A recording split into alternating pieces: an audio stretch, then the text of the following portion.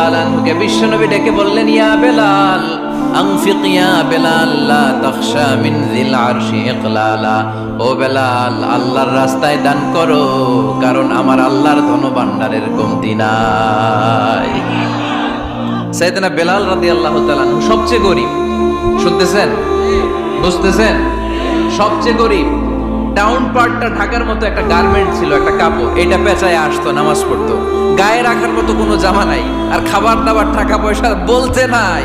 ওই সাহাবীর বিষ্ণু ইসলাম বললেন, আনফিক বেলাল, বেলাল তুমিও দান করো, তুমিও দাও, দানের হাতকে প্রশস্ত করে দাও।